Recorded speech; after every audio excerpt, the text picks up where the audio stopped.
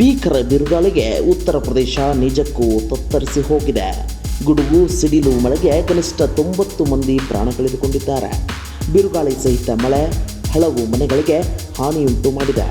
ಉತ್ತರ ಪ್ರದೇಶದ ಹಲವು ಜಿಲ್ಲೆಗಳಲ್ಲಿ ನೂರಾರು ಜನರ ಬದುಕು ಬಟ್ಟೆಯಾಗಿದೆ. ಉತ್ತರ ಪ್ರದೇಶ ಜನರಿಗೆ ಬಿರುಗಾಳಿ ಬರಸಿಡಿಲು ಬಡಿದಂತಾಗಿದೆ. ಪ್ರಯಾಗ್ರಾಜ್ನಲ್ಲಿ ಮರಗಳು ಮನೆಗಳ ಮೇಲೆ ಉರುಳಿ ಬಿದ್ದಿವೆ. ದೊಡ್ಡ ದೊಡ್ಡ ಫ್ಲೆಕ್ಸ್ ಬ್ಯಾನರ್ಗಳು ತೆರೆಗಳೆಯಂತೆ ಹಾರಿ ಹೋಗಿವೆ. ಅತಿ ದೊಡ್ಡ ಬ್ಯಾನರ್ ಜೊತೆ ಓರ್ವ ವ್ಯಕ್ತಿ ಹಾರಿ ಹೋಗುತ್ತಿರುವ ವಿಡಿಯೋ ವೈರಲ್ ಆಗಿದೆ.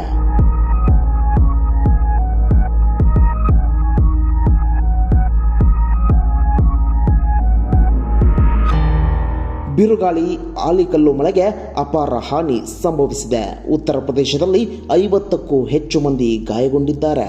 ಅಕಾಲಿಕ ಮಳೆಯಿಂದ ಜೀವ ಉಳಿಸಿಕೊಳ್ಳಲು ಬಹಳಷ್ಟು ಮಂದಿ ಪರದಾಡುತ್ತಿದ್ದಾರೆ.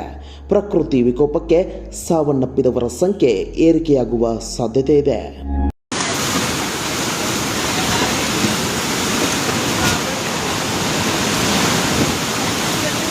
ಅಕಾಲಿಕ ಮಳೆ ತಂದ ಅವಾಂತರ ಹೇಗಿತ್ತು ಅನ್ನೋದಕ್ಕೆ ಇದೊಂದು ದೃಶ್ಯವೇ ಸಾಕ್ಷಿ. ಜೋರಾಗಿ ಬಿರುಗಾಳಿ ಬೀಸುವಾಗ ವ್ಯಕ್ತಿಯೊಬ್ಬ ತನ್ನ ಮನೆ ಉಳಿಸಿಕೊಳ್ಳಲು ಹೋರಾಡಿದ್ದಾನೆ. ಶೆಡ್ನ ಮೇಲ್ಛಾವಣಿಯನ್ನು ಗಟ್ಟಿಯಾಗಿ ಹಿಡಿದು ಮನೆಯನ್ನ ಕಾಪಾಡಿಕೊಂಡಿದ್ದಾನೆ.